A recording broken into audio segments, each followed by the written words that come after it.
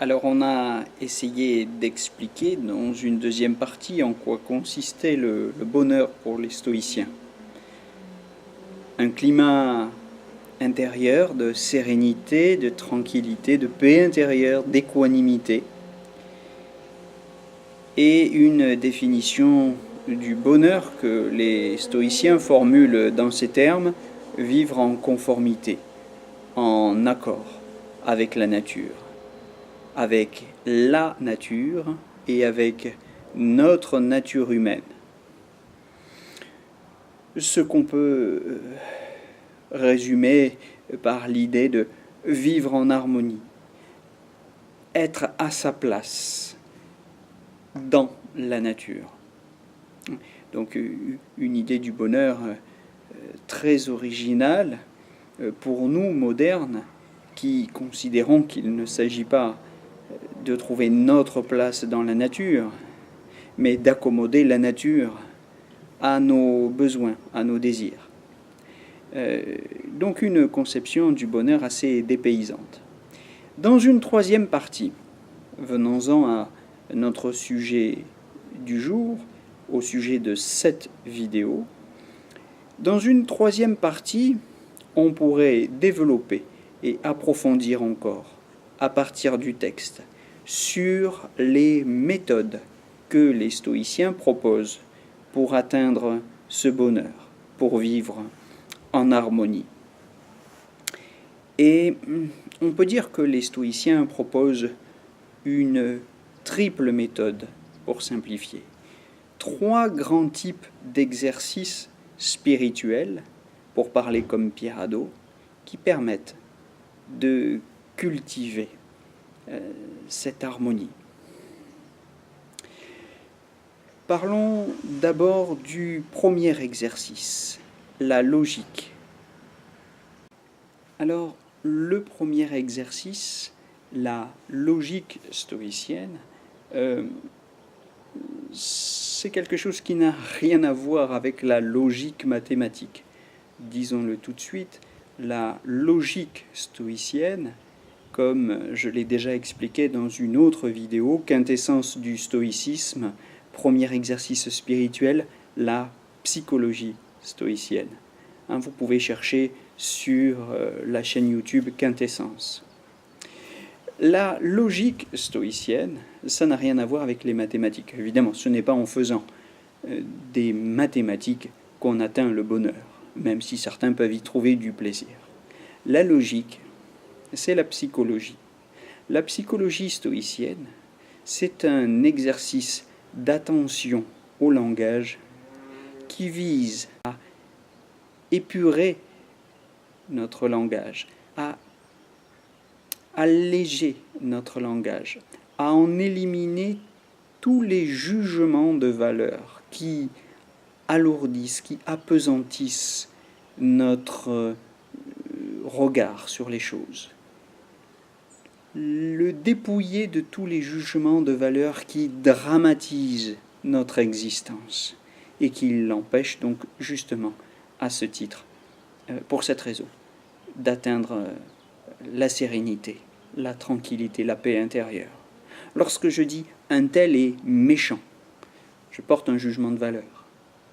Dans ce jugement de valeur, il y a quelque chose qui alourdit mon regard sur la situation.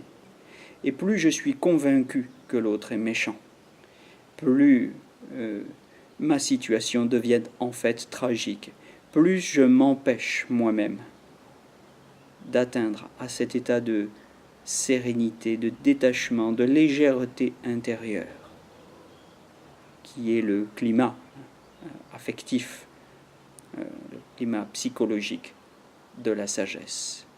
Ce concombre est amer, dit Marc Aurèle. Jette-le. Tu n'as pas besoin de pester contre le concombre à cause de son amertume. Tu n'as pas besoin d'en faire un plat. Évidemment, tu n'es pas obligé d'aimer un concombre que tu trouves amer, mais tu n'es pas non plus obligé d'en rajouter, comme on dit. Soyons légers. Il y a des ronces sur ton chemin, pour prendre encore un autre exemple que j'emprunte donc toujours aux pensées de Marc Aurèle et que Pierre Hadot a lui-même aussi beaucoup commenté. Il y a des ronces sur ton chemin, contourne-les. Je veux dire que, et Marc Aurèle veut dire qu'il n'est pas besoin, il n'est pas nécessaire de diaboliser les ronces. Il n'est pas nécessaire de les juger. Évidemment, se faire piquer, ce n'est jamais agréable, mais je n'ai pas besoin de solidifier l'expérience désagréable que je fais d'une ronce qui me pique en allant jusqu'à juger que cette ronce est méchante. Évidemment, on voit qu'il en est de même dans nos relations avec les autres. Et je prendrai un dernier exemple emprunté aux pensées de Marc Aurèle.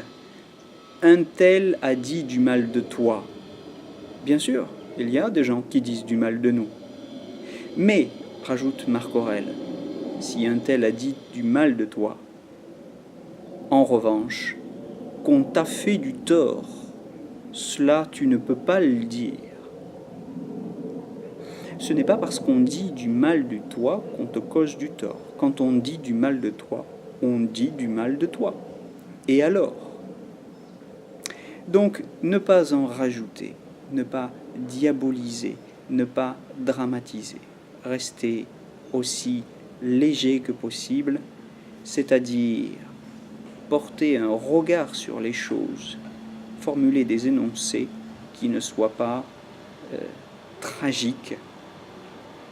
C'est la clé du bonheur.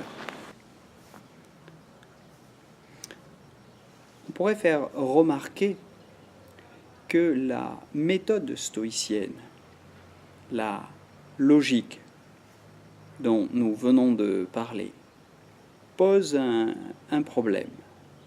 Cette logique, c'est un exercice du langage, un effort d'attention à soi, à ce que nous disons, un examen de conscience qui consiste à éliminer de notre langage tout ce qui l'alourdit, en éliminer tous les jugements de valeur qui solidifient, qui apesantissent notre regard sur les choses. De cette manière, les stoïciens nous invitent à considérer que nous ne pouvons plus dire des choses elles-mêmes, qu'elles sont bonnes ou mauvaises. Bien et mal cessent d'être des propriétés des choses mêmes. Le bien et le mal n'ont plus de signification objective. L'expression « ceci est bien » ou « ceci est mal », un tel est gentil, un tel est méchant, ces expressions, dans le vocabulaire stoïcien, dans la sagesse stoïcienne, n'ont plus de sens. Ce sont des erreurs de perspective. Croire que le bien et le mal sont des propriétés objectives des choses, c'est ne pas voir que nous avons projeté nos désirs, nous avons projeté notre satisfaction ou notre déplaisir sur les choses.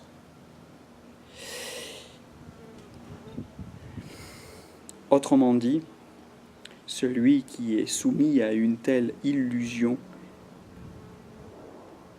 reste enfermé, il reste prisonnier de ce que j'appellerais la conscience duelle.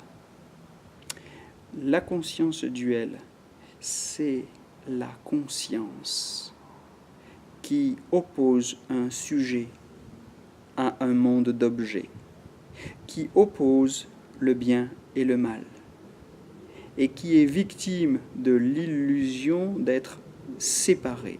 La conscience duelle, c'est la conscience victime de l'illusion d'une séparation.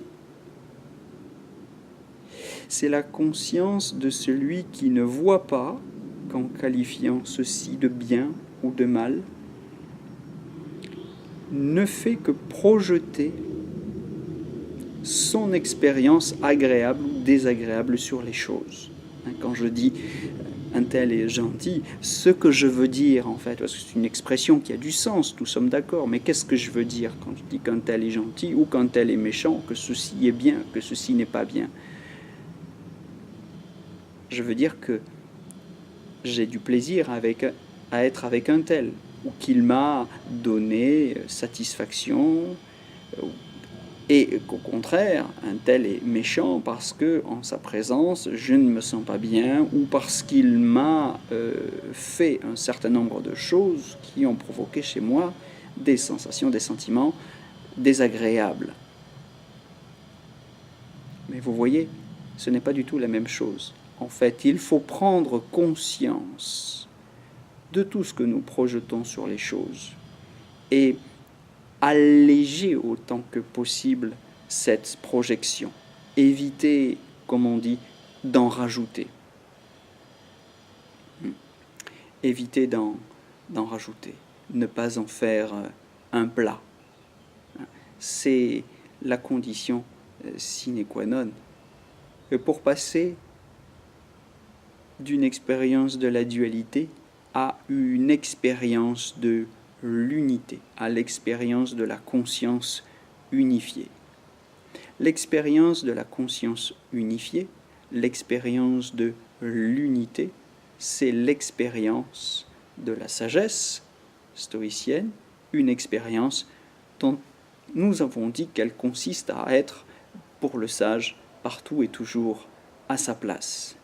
Qu'on soit au dernier rang parmi les hommes, comme ce fut le cas d'Épictète, esclave, puis sur la fin de sa vie, esclave affranchi, mais enfin, tout de même, dans une situation socialement peu enviable, ou empereur, comme l'a été Marc Aurèle, ou sénateur, comme l'a été Sénèque, l'une des fortunes les plus grandes de Rome, tout cela est, au fond, nous disent-ils tous les trois, tout à fait indifférent. Indifférent à la sagesse, indifférent à l'expérience de cette unité, indifférent à l'expérience essentielle qui consiste à être ou à vivre en accord avec la nature, c'est-à-dire à être à sa place, où que l'on soit sur l'échelle sociale, où que l'on soit dans le monde.